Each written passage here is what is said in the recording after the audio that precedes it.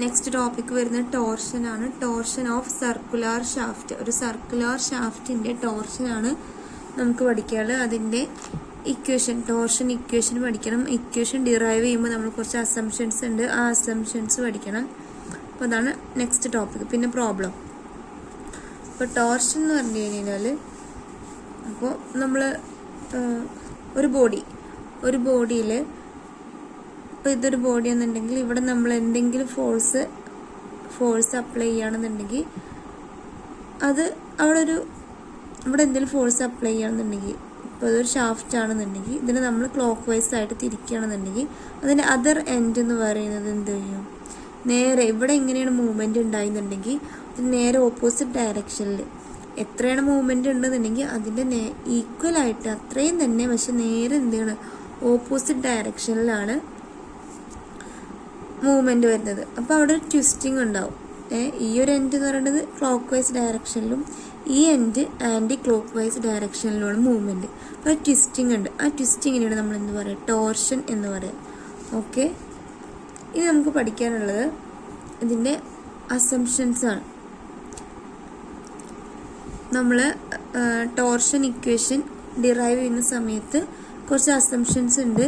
അത് വെച്ചിട്ടാണ് ഇതൊക്കെ അസ്യൂം ചെയ്തിട്ടാണ് നമ്മൾ ടോർഷൻ ഇക്വേഷൻ ഡിറൈവ് ചെയ്യുന്നത്. അപ്പോൾ അസംഷൻസ് 6 മാർക്സിന് എപ്പോഴും ചോദിക്കാറുള്ള ക്വസ്റ്റ്യൻ ആണ്. ഫസ്റ്റ് വൺ എന്ന് പറയുന്നത് the material of the shaft is homogeneous and isotropic. നമ്മൾ ഷാഫ്റ്റ് ഉണ്ടാക്കിയിട്ടുള്ള ഷാഫ്റ്റിൻ്റെ മെറ്റീരിയൽ എന്ന് പറയുന്നത് ഹോമോജീനിയസ് ആണ്. ഒരൊറ്റ മെറ്റീരിയൽ കൊണ്ടാണ് നമ്മൾ എന്തുണ്ടാക്കിയിട്ടുള്ളത്, ഷാഫ്റ്റ് ഉണ്ടാക്കിയിട്ടുള്ളത്. നെക്സ്റ്റ് അസംഷൻ എന്ന് പറയുന്നത് cross sections of the shaft which are plane before twist remain plane after twist. അപ്പോൾ ആ ട്വിസ്റ്റിംഗ് എന്ന് പറഞ്ഞു കഴിഞ്ഞാൽ ആ ടോർഷൻ്റെ മുമ്പ് ക്രോസ് സെക്ഷൻ പ്ലെയിന് എങ്ങനെയാണെങ്കിൽ അതേപോലെ തന്നെ റിമൈൻ ചെയ്യണം ആഫ്റ്റർ ട്വിസ്റ്റും. ട്വിസ്റ്റ് കഴിഞ്ഞാലും ആ പ്ലെയിൻ ആ ഫസ്റ്റ് എങ്ങനെ ഉണ്ടായിരുന്നെങ്കിൽ അതേപോലെ തന്നെ വേണം, മാറ്റമൊന്നും ഉണ്ടാവാൻ പാടില്ല. തേർഡ് അസംഷൻ എന്ന് പറയുന്നത് twist along the length of the shaft is uniform through out. ഇപ്പോൾ ഈ ഷാഫ്റ്റിൻ്റെ ലെങ്ത് എത്രയാണോ, അപ്പോൾ അത് ഞാൻ പറഞ്ഞു ഒരു എൻഡ് ക്ലോക്ക് വൈസ് ആണെങ്കിൽ അതർ എൻഡ് എന്ന് പറയുന്നത് ആൻറ്റി ക്ലോക്ക് വൈസ് ഡയറക്ഷനിലാണ് മൂവ്മെൻറ്റ് വരിക. അപ്പോൾ ഈ ലെങ്ത്ത് എൻറ്റയർ ലെങ്ത്തിൽ ട്വിസ്റ്റ് സെയിം ഒരേപോലെ ആയിരിക്കണം, യൂണിഫോം ആയിട്ടായിരിക്കണം. അപ്പോൾ ഇത് ഇവിടെ ക്ലോക്ക് വൈസും ഇവിടെ ആൻറ്റി ക്ലോക്ക് വൈസും ഇവിടെ ട്വിസ്റ്റിംഗ് ഉണ്ടാവും. അത് ഈ എൻറ്റയർ ലെങ്ത്തിൽ യൂണിഫോം ആയിരിക്കണം. അതാണ് നെക്സ്റ്റ് വരുന്ന അസംഷൻ. അടുത്തത് വരുന്നത് circular sections remain circular after loading. നമ്മൾ ഈ ഒരു ഞാൻ പറഞ്ഞ ഒരു എൻഡിൽ നമ്മൾ ലോഡ് അപ്ലൈ ചെയ്യണം. അപ്പോഴാണ് എന്ത് ചെയ്യുന്നത്, അവിടെ സർക്കുലർ മോഷൻ എങ്കിൽ സർക്കുലർ മോഷൻ ഉണ്ടാവുന്നത്. അപ്പോൾ ലോഡ് അപ്ലൈ ചെയ്യുന്ന സമയത്ത് ഈ റോഡ് എങ്ങനെയാണോ, ഈ ഷാഫ്റ്റ് എങ്ങനെയാണ് സർക്കുലർ ആണെന്നുണ്ടെങ്കിൽ ലോഡിങ് കഴിഞ്ഞ് കഴിഞ്ഞാലും ഈ ഒരു ഷാഫ്റ്റ് എന്ത് വേണം, സർക്കുലർ ആയിട്ട് തന്നെ റിമെയിൻ ചെയ്യണം. അവിടെ ഒരു ലോഡ് അപ്ലൈ ചെയ്യുന്ന അനുസരിച്ചിട്ട് അവിടെ വല്ല ഡിഫോർമേഷൻ ഒന്നും സംഭവിക്കാൻ പറ്റില്ല. സർക്കുലർ ആണെന്നുണ്ടെങ്കിൽ കഴിഞ്ഞ് കഴിഞ്ഞാൽ സർക്കുലർ ആയിട്ട് തന്നെ ഉണ്ടാവണം. നെക്സ്റ്റ് അസംഷൻ വരുന്നത് Hooke's law is applicable. Hooke's law എന്ന് പറയുന്നത് എന്താണ്, shear stress is proportional to the shear strain. അപ്പോൾ അത് പ്രൊപ്പോർഷണൽ ആയിരിക്കണം. ഈ ഒരു മെറ്റീരിയലിൻ്റെ കേസിൽ ഷിയർ സ്ട്രെസ് എന്ന് പറയുന്നത് ഷിയർ സ്ട്രെയിനിന് പ്രൊപ്പോർഷണൽ ആയിരിക്കണം.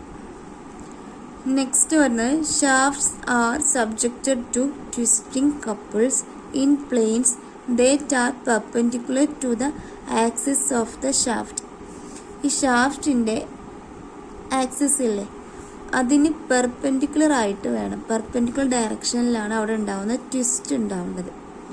ഓക്കെ, അപ്പോൾ ഇതൊക്കെയാണ് ഈ ഒരു 6 എണ്ണമാണ് അസംഷൻസ് വരുന്നത്.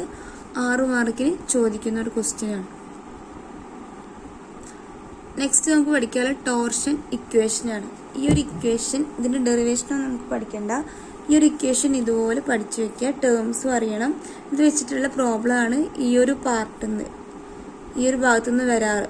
പാർട്ട് സിയിൽ നമുക്ക് ചോദിക്കാറുള്ളത് ഇത് വെച്ചിട്ടുള്ള പ്രോബ്ലമാണ്. അപ്പോൾ ഇക്വേഷൻ വരുന്നത് T/J = QS/R = G⁵/L ആണ്. അതിൽ T എന്ന് പറഞ്ഞാൽ ടോർക്ക് അല്ലെങ്കിൽ മാക്സിമം ട്വിസ്റ്റിംഗ് മൊമെൻറ്റ്, J എന്ന് പറഞ്ഞു കഴിഞ്ഞാൽ polar moment of inertia. Polar moment of inertia എന്ന് പറഞ്ഞു കഴിഞ്ഞാൽ IZZ ആണ്. IZZ എന്ന് പറയുന്നത് IXS പ്ലസ് IYY ആണെന്ന് നമ്മൾ മുമ്പ് പഠിച്ചിട്ടുണ്ട്. ഓക്കെ, ഇനി QS എന്ന് പറഞ്ഞാൽ ഷിയർ സ്ട്രെസ് ആണ്. R എന്ന് പറഞ്ഞാൽ ഷാഫ്റ്റിൻ്റെ റേഡിയസ്. G എന്ന് പറഞ്ഞാൽ modulus of rigidity. Theta angle of twist. L length of shaft. അപ്പോൾ ഇതാണ് ഇക്വേഷൻ വരുന്നത്. T/J = QS/R = G θ/L. ഇനി നമുക്ക് പോളാർ മൊമെന്റ് ഓഫ് ഇനേർഷ്യയാണ് കണ്ടുപിടിക്കേണ്ടത്. അത് IZZ = IXS പ്ലസ് IYY ആണ്. നമുക്ക് വരുന്നത് ഒരു സർക്കുലർ സെക്ഷനാണ്. ഒന്നുകിൽ സോളിഡ് ആവാം, അല്ലെങ്കിൽ ഹോളോ സർക്കുലർ സെക്ഷനും ആവാം. അപ്പോൾ സോളിഡിൻ്റെ കേസിൽ സോളിഡ് ആണെന്നുണ്ടെങ്കിൽ IZZ എന്ന് പറഞ്ഞു കഴിഞ്ഞാൽ IXSൻ്റെയും IYYയുടെയും സമ്മാണ്. സർക്കുലർ ആകുമ്പോൾ IXX എന്ന് പറയുന്നത് IYYയും സെയിം ആണ് വരിക. അപ്പോൾ IXX എന്ന് പറഞ്ഞാൽ πd⁴/64 ആണ്. IYY πd⁴/64 ആണ്. IZZ വരിക, ഇത് രണ്ടിൻ്റെയും കൂടെ സമ്മ് πd⁴/32 ആണ്. J polar moment of inertia ഏതിൻ്റെ? സർക്കുലർ സെക്ഷൻ, സോളിഡ് ആയിട്ടുള്ള സർക്കുലർ സെക്ഷൻ്റെ പോളാർ മൊമെന്റ് ഓഫ് ഇനേർഷ്യ വരുന്നത് πd⁴/32 ആണ്. ഇനി ഹോളോ സർക്കുലർ സെക്ഷൻ ആണെന്നുണ്ടെങ്കിൽ പോളാർ മൊമെന്റ് ഓഫ് ഇനേർഷ്യ വരുന്നത് π/32 × d⁴ - d⁴ ആണ്. അപ്പോൾ ഈ ഒരു ഇക്വേഷൻസും അതുപോലെ ടോർഷൻ ഇക്വേഷനും മറന്നു പോകരുത്. ഇത് വെച്ചിട്ടുള്ള പ്രോബ്ലം നമുക്ക് വരും. Next polar modulus of the section. ഇത് 2 മാർക്കിന് എപ്പോഴും ചോദിക്കുന്ന ഒരു ക്വസ്റ്റ്യൻ. പോളാർ മോഡുലസ് എന്താണെന്നുള്ളത്. പോളാർ മോഡുലസ് എന്ന് പറഞ്ഞു കഴിഞ്ഞാൽ നമ്മുടെ ടോർഷൻ ഇക്വേഷൻ എന്താ? T/J = QS/R = G θ/L അല്ലേ. അതിൽ ഈ 2 ടേം മാത്രം കൺസിഡർ ചെയ്യുകയാണെന്നുണ്ടെങ്കിൽ T/J = QS/R വരും. ദെൻ ടോർക്ക് നമുക്ക് എന്താ എഴുതാം? T = QS/R × J എന്ന് എഴുതാം അല്ലേ. ഈ J ഇങ്ങോട്ട് പോകുമ്പോൾ × J എന്നാവും. ഇതിൽ ജെയും അതുപോലെ R പറഞ്ഞ റേഡിയസ്, J പറഞ്ഞ പോളർ മൊമെന്റ് ഓഫ് ഇനേർഷ്യ. ഈ 2 ടേമും എന്താണ്? കോൺസ്റ്റന്റ് ആണ്. അപ്പോൾ ഈ 2 ടേമും കോൺസ്റ്റന്റ് ആകുമ്പോൾ J/R എന്നുള്ള ടേമും ഒരു കോൺസ്റ്റന്റ് ആയിരിക്കും. അപ്പോൾ ഈ ഒരു ടേമിനെയാണ് നമ്മൾ എന്ത് പറയുക? J/R എന്നുള്ള ആ ഒരു കോൺസ്റ്റന്റിനെയാണ് നമ്മൾ എന്ത് പറയുക? പോളാർ മോഡുലസ് എന്ന് പറയാം. അത് ഡിനോട്ട് ചെയ്യുക ZP എന്നാണ്. അപ്പോൾ ഈ ഇക്വേഷൻ എങ്ങനെയാവും? T = QS × ZP. ഈ ZP ആണ് എന്ത്? Polar modulus. Okay, next topic വരുന്നത് power transmitted by a circular shaft. അപ്പോൾ ഞാൻ പറഞ്ഞില്ലേ,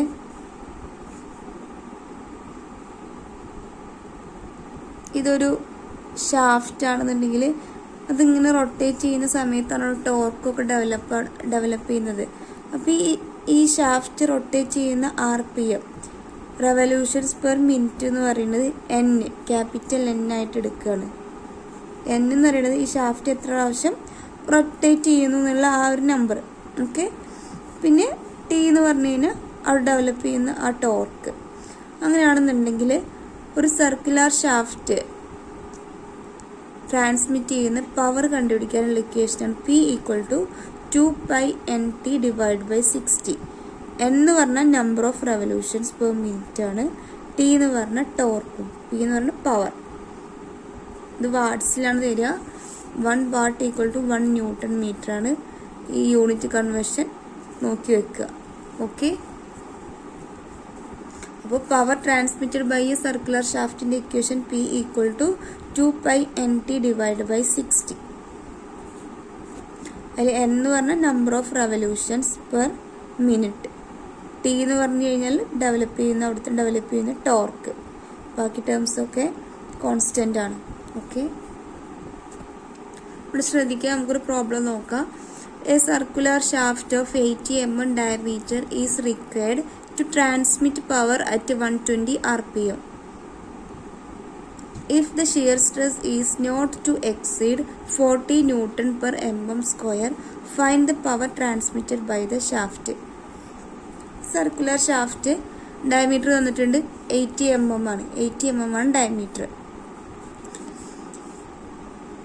RPM നമ്പർ ഓഫ് റെവല്യൂഷൻ തന്നിട്ടുണ്ട് 120 RPM ആണ്. അവിടെ ഡെവലപ്പ് ചെയ്യുന്ന ഷിയർ സ്ട്രെസ് എന്ന് പറയുന്നത് 40 Newton/mm². എക്സീഡ് ചെയ്യാനും പറ്റില്ല. അങ്ങനെയാണെന്നുണ്ടെങ്കിൽ power transmitted by the shaft transmit ചെയ്യുന്ന പവർ എത്രയെന്നുള്ളത് കണ്ടുപിടിക്കുക എന്നാണ് ഇക്വേഷൻ. ആദ്യം നമുക്ക് ഗിവൺ ഡാറ്റാസ് എഴുതാം. ഗിവൺ തന്നിട്ടുള്ളത് എന്തൊക്കെയാണ്? Given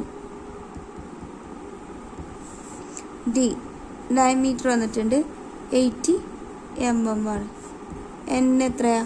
120 RPM. പിന്നെ സ്ട്രെസ് വന്നിട്ടുണ്ട്. സ്ട്രെസ് എന്ന് പറഞ്ഞാൽ QS അല്ലേ? QS വന്നിട്ടുണ്ട് 40 Newton/mm². അപ്പോൾ നമുക്ക് പവർ ട്രാൻസ്മിറ്റഡ് ബൈ എ ഷാഫ്റ്റിൻ്റെ ഇക്വേഷൻ P = എന്താണ്? 2πNT/60. ഇതിൽ N നമുക്കറിയാം, പക്ഷെ T അറിയില്ല. T കണ്ടുപിടിക്കുക നമുക്കുള്ള ഇക്വേഷൻ എന്താ? നമ്മുടെ ടോർഷൻ ഇക്വേഷൻ എന്താ വരുന്നത്? T/J = QS/R ആണ് അല്ലേ? R പറഞ്ഞാൽ റേഡിയസ് ഓഫ് ഷാഫ്റ്റ് ആണ്. അതിനിവിടെ നമുക്ക് ഡയമീറ്റർ തന്നിട്ടുണ്ട്, അപ്പോൾ നമുക്ക് റേഡിയസ് കിട്ടും. QS എന്ന് പറഞ്ഞാൽ 40 Newton/mm² തന്നിട്ടുണ്ട്. ഇനി J നമ്മൾ കണ്ടുപിടിക്കണം. J എന്ന് പറഞ്ഞാൽ എന്താണ്? Polar moment of inertia. ഇത് സർക്കുലർ ഷാഫ്റ്റ് ആണ്. അപ്പോൾ J എന്താ വരിക? J = π/32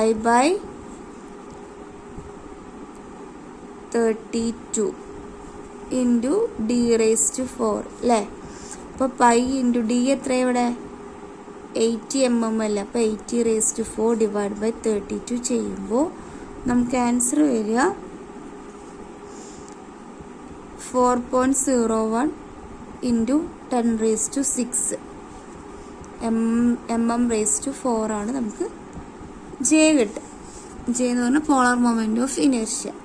അപ്പം അങ്ങനെ ആകുമ്പോൾ ടോർക്ക് T എന്ത് വരും? QS നമുക്ക് തന്നിട്ടുണ്ട് 40 ആണെന്നുള്ളത്. അപ്പോൾ 40 / റേഡിയസ് എന്ത് വരും? ഡയമീറ്റർ 80 ആണ്. അപ്പോൾ റേഡിയസ് എത്ര വരിക? 80/2 = 40 വരും. 40 ഇൻറ്റു J ഇങ്ങോട്ട് പോകും അല്ലേ? ഇൻറ്റു J എന്ന് വരും Tയുടെ ഇക്വേഷൻ.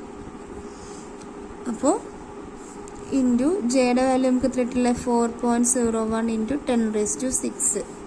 അപ്പോൾ ടോർക്ക് T എന്ന് പറഞ്ഞാൽ 4.01 × 10⁶ ആണ് ആൻസർ വരിക. ഓക്കെ, Newton/mm യൂണിറ്റ് കേട്ടോ, Newton/mm. ഇനി പവറാണ് കണ്ടുപിടിക്കേണ്ടത് അല്ലേ? പവർ P = എന്ത് വരും? 2πNT/60 എന്നാണ് ഇക്വേഷൻ. 2π × N എത്രയാ? 120. നമ്പർ ഓഫ് റെവല്യൂഷൻ 120 ആണ് തന്നിട്ടുണ്ട്.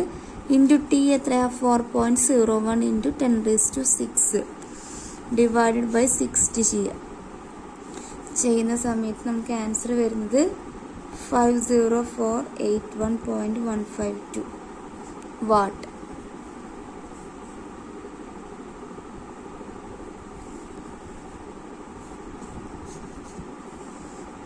ഇത്രയും വാട്ട് എന്നാണ് ആൻസർ വരിക. ഓക്കെ, ഇങ്ങനെ ചെയ്തത് ഒന്നും കൂടെ നോക്കാം. ഡി തന്നിട്ടുണ്ട് 80 mm ആണ്. നമ്പർ ഓഫ് റെവല്യൂഷൻ 120 എന്ന് തന്നിട്ടുണ്ട്. ഷിയർ എന്ന് പറഞ്ഞാൽ 40 Newton/mm² ആണ്. പവർ ആണ് കണ്ടുപിടിക്കേണ്ടത്. Power transmitted by a shaft എന്ന് പറയുന്നത് 2πNT/60 ആണ്. ഇതിൽ N അറിയാം, ഇതിലറിയാത്ത ടേം T ആണ്. ഇപ്പോൾ T ടോർക്ക് കണ്ടുപിടിക്കണമെന്നുണ്ടെങ്കിൽ T/J = QS/R ആണ് ടോർഷൻ ഇക്വേഷൻ വെച്ചിട്ടുള്ള ടോർഷൻ ഇക്വേഷൻ. അപ്പോൾ അതിൽ നമുക്ക് ടോർക്ക് T കണ്ടുപിടിക്കാൻ QS/R × J ചെയ്താൽ മതി. അത് നമുക്ക് J ആദ്യം അറിയണം. J എന്ന് പറഞ്ഞു കഴിഞ്ഞാൽ പോളാർ മൊമെന്റ് ഓഫ് ഇനേർഷ്യ ആണ്. സർക്കുലർ ഷാഫ്റ്റിന്റെ പോളാർ മൊമെന്റ് ഓഫ് ഇനേർഷ്യ പറയുന്നത് πD⁴ / 32 ആണ്. അപ്പോൾ D എന്ന് പറഞ്ഞാൽ 80 ആണ്. അപ്പോൾ ഇത് കൊടുക്കുന്ന സമയത്ത് 4.01 × 10⁶ കിട്ടും. എന്നിട്ട് ഈ J ഇക്വേഷനിൽ കൊടുക്കുക. അപ്പോൾ T = എന്ത് വരും? QS/R × J ചെയ്യുക. നമുക്ക് ടോർക്കിൻ്റെ വാല്യൂ കിട്ടും. അപ്പോൾ ടോർക്കിൻ്റെ വാല്യൂ ഈ നമ്പർ ഓഫ് റെവല്യൂഷൻ എത്രയെന്നുണ്ടെങ്കിൽ അതും കൂടെ ഈ ഇക്വേഷനിൽ ഇട്ട് കഴിഞ്ഞാൽ power transmitted by a shaft കിട്ടും. ഓക്കെ, ഇനി അടുത്തൊരു പ്രോബ്ലം നോക്കാം. Find the maximum torque that can be transmitted safely to a shaft of diameter 30 cm. The permissible angle of twist is 1.5 degree in a length of 8 meter and the shear stress is not to exceed 40 Newton/mm². Take C = 8 × 10⁴ Newton/mm². C അല്ല, G ആണ് കേട്ടോ. Constant G ആണ്, C അല്ല. Okay, അപ്പോൾ ഇതാണ് ഈ question. Maximum ടോർക്കാണ് കണ്ടുപിടിക്കാൻ പറഞ്ഞിട്ടുള്ളത്. That can be transmitted safely to a shaft of diameter 30 centimetre. ഷാഫ്റ്റിൻ്റെ ഡയമീറ്റർ നമുക്ക് തന്നിട്ടുണ്ട് 30 സെൻറ്റിമീറ്റർ ആണ്. നമുക്ക് ഇവൻ ഡാറ്റ കൂടെ എഴുതി പോവാം. D equal to 30 centimetre. പിന്നെ പറഞ്ഞിട്ടുള്ളത് permissible angle of twist. Angle of twist theta ആണ്. തീറ്റ 1.5 ഡിഗ്രി ആണ്. അപ്പോൾ നമ്മൾ ചെയ്യാറ് റേഡിയനിലാണ്. അപ്പോൾ 1.5 ഇൻറ്റു പൈ ബൈ 180 ചെയ്യാം. അപ്പോൾ റേഡിയനിലാവും, അത്രയും റേഡിയൻ. ഓക്കെ, ഇന്ന ലെങ്ത് ഓഫ് 8 മീറ്റർ. ലെങ്ത് വന്നിട്ടുണ്ട് L ഈക്വൽ ടു 8 മീറ്റർ ആണ്. അപ്പോൾ 8 മീറ്റർ എന്ന് പറയുമ്പോൾ 8000 mm. And the shear stress is not to exceed 40 Newton per mm square. QS തന്നിട്ടുണ്ട് 40 Newton per mm square. പിന്നെ തന്നിട്ടുള്ള G ആണ് 8 × 10⁴ Newton per mm square. നമുക്ക് കണ്ടുപിടിക്കാൻ പറഞ്ഞിട്ടുള്ള മാക്സിമം ടോർക്കാണ്. അപ്പോൾ നമുക്ക് ടോർഷൻ ഇക്വേഷൻ എന്താ? T/J ഈക്വൽ ടു, ഒന്നുകിൽ ഡയറക്റ്റ് ആയിട്ട് ചെയ്യാം, G തീറ്റ ബൈ L. അപ്പോൾ ഇതിൽ നമുക്ക് അറിയാത്ത ടേം J ആണല്ലേ. അപ്പോൾ സർക്കുലർ ഷാഫ്റ്റ് ആകുമ്പോൾ J എന്ത് വരും? പൈ ഇൻറ്റു D⁴/32 വരും. അപ്പോൾ ഡിയുടെ വാല്യൂ നമുക്കറിയാം 30 സെൻറ്റിമീറ്റർ ആണ് തന്നിട്ടുള്ളത്. അപ്പോൾ mm കൺവേർട്ട് ചെയ്യുക. അപ്പോൾ 300⁴/32 വരും. ചെയ്യുന്ന സമയത്ത് ജെയുടെ വാല്യൂ കിട്ടും. ഇനി നമ്മൾ ചെയ്യേണ്ടത്, അപ്പോൾ ഇക്വേഷൻ എന്താവും? ടി ഈക്വൽ ടു എന്ത് വരും? G theta by L into J. അപ്പോൾ ജിയുടെ വാല്യൂ നമുക്കറിയാം 8 × 10⁴ ആണ്. തീറ്റ തന്നിട്ടുണ്ട് 1.5 into pi by 180. Pi by 180 ചെയ്യുന്നത് ഡിഗ്രീനെ റേഡിയൻക്ക് കൺവേർട്ട് ചെയ്യാനാണ്. ലെങ്ത്തും തന്നിട്ടുണ്ട്. അപ്പോൾ ഇതിൽ ഇനി അറിയാത്ത ടേംസ് ഒന്നുമില്ല. അത് കൊടുക്കുമ്പോൾ നമുക്ക് ടോർക്ക് കിട്ടും, മാക്സിമം ടോർക്ക് കിട്ടും. ഓക്കെ, അപ്പോൾ ഒന്നുമില്ല.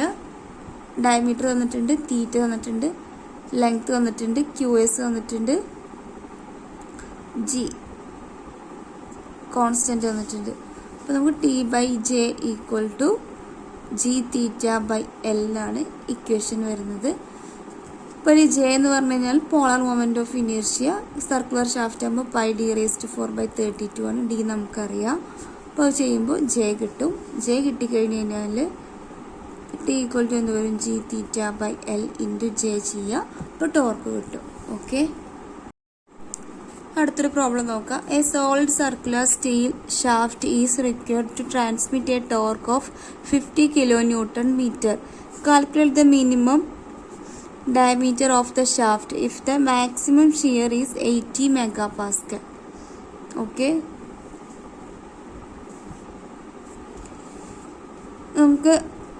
നമുക്ക് ഒരു ഇക്വേഷൻ ഉണ്ട്. T equal to pi by 16 QS into D³ T പറഞ്ഞ ടോർക്ക്, QS എന്ന് പറഞ്ഞു കഴിഞ്ഞാൽ ഷിയർ. അപ്പോൾ നമുക്കിതിൽ ടോർക്ക് തന്നിട്ടുണ്ട്, ടി തന്നിട്ടുണ്ട് 50 kN ആണ്. ഷിയർ തന്നിട്ടുണ്ട്, QS തന്നിട്ടുണ്ട് എത്രയാ? 80 MPa ആണ്. ഇതിൽ നമുക്ക് കണ്ടുപിടിക്കേണ്ടത് മിനിമം ഡയമീറ്റർ ഡി എത്രയാണെന്നുള്ളതാണ്. അപ്പോൾ ഈ ഇക്വേഷനിൽ എല്ലാ വാല്യൂസും നമുക്കറിയാം. ടോർക്ക് അറിയാം, QS അറിയാം. അപ്പോൾ എന്ത് ചെയ്യുക? ഡിയുടെ വാല്യൂ കണ്ടുപിടിക്കുക. അപ്പോൾ ഈ പറഞ്ഞിട്ടുള്ള, ഇപ്പോൾ നമ്മൾ ഡിസ്കസ് ചെയ്തിട്ടുള്ള 3 ക്വസ്റ്റ്യനും യൂണിവേഴ്സിറ്റി ക്വസ്റ്റ്യനാണ്, ക്വസ്റ്റ്യൻ പേപ്പറിൽ വന്നിട്ടുള്ളതാണ്. അപ്പോൾ സ്വയം ചെയ്ത് നോക്കുക. എന്തെങ്കിലും ഡൗട്ട് ഉണ്ടെങ്കിൽ കോൺടാക്റ്റ് ചെയ്യുക. ഓക്കെ.